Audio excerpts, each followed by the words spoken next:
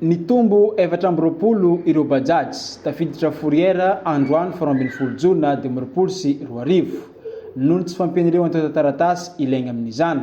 Nao antony nampidirana fourrière ireo bajaji 420 ireo.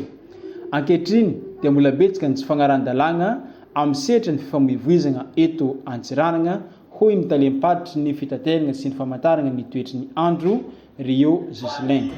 Satria maro tokoa ny fitarainana avy amin'ilay bajaji manana papier complet, satria maro koa ny bajaji tsy manana papier complet nefa miasa. Dia lasa concurrence amin'ireny bajaji le manefa papier complet reny. Dia hitantsika ma mbola maro dia maro ny bajaji mbola tsy manara-dalàna.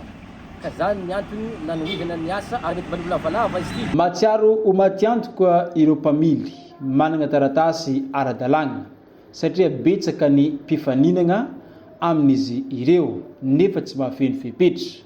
Zava-dehibe zao hitsika izao, hoy ny shoferan'ny bajaji manana antotan-taratasy feno. Miasa mety tokoa diany, manjary maro le nombre ny tsy magnefa miasa misotroso. Mila ny vola magnefa koa magnefa, tsara magnefa jiaby afaka miasa. Koboka si on règle papier chauffeur, afaka izy ampidiriny fourrière. Satria zay ilainy magnefa manjary voa amin'ny lalagna azy. Magnefa fony magnefa misy tsy magnefa miasa mangalatra miasa tsy parivoka.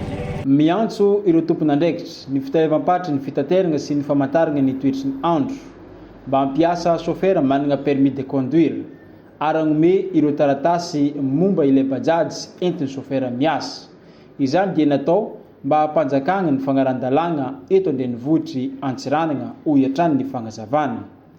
Aoriana ity hetsika opération bajaji clandestin ity, isany koa ny fepetra izay ho raisiny amin'ireo mpampiasa kodiaran-droa toy ny moto izay tsy mampiasa casque ho hiatrany ny fagnazavana. Miangavy atsika izay mpitondra bajaji, tompony bajaji mba ampiaraka ny taratasy ny bajajinareo miaraka amin'ny chauffeur-nareo.